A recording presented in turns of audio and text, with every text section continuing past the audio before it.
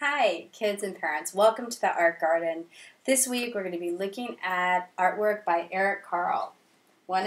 Eric Carle is an illustrator of children's books. I'm sure you'll recognize him.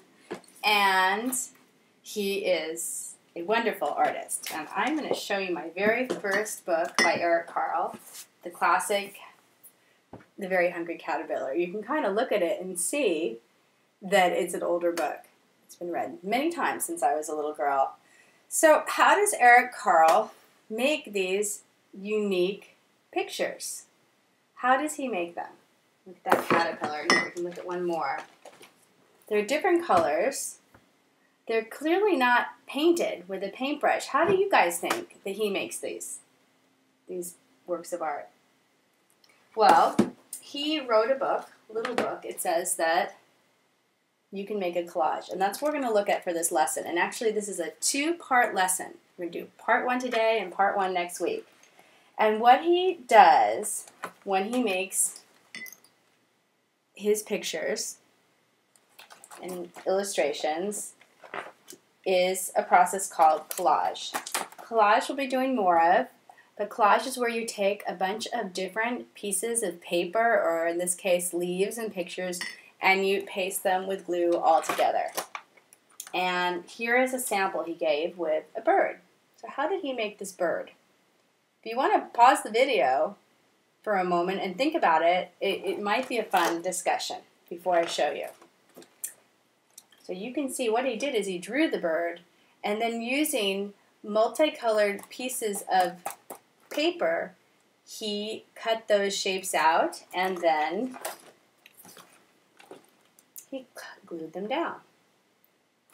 So before we can actually begin this project, we have to have lots of different colors of paper. And he makes his own paper. That's what makes his art so interesting. If you look carefully at the books, here's the Very Busy Spider, you'll see, if you look at the red, it's not just someone painted red. It's actually a piece with red with different little spots on it. Go through some of his books and see if you can see all the different patterns and all the different paper that he's made and used. So the process in which I'm going to show you to make the paper is watercolor. But you can actually use just about any paint or to make these pieces of paper. And the goal today is we're going to make 5 different pieces of paper that we can use. And I'm going to show you an example of what one might look like. So here's one. They're like little mini drawings. Here's one. Here's another one. And then here's a third one. And then we're going to use these next week to cut out the different shapes and collage. So to begin, you need watercolor paper. You need your watercolor. You need your brushes. And I'll take a minute to talk about watercolor brushes. The difference between these brushes and other paint brushes is watercolor brushes are soft so that they can pick up water. So here I have a large one and a medium one and a small one. And there are 3 techniques actually I want to show you. The first one is called wet on wet. And the way you do wet on wet painting is you cover your entire page in water. I'm just going to do this little piece down at the bottom because I don't want it to take too long. So I've covered that all in water. See how you don't see anything? There's no paint yet. Now I'm going into my paint. I'm going to use purple and I'm going to paint. And you can see the kind of look that you get.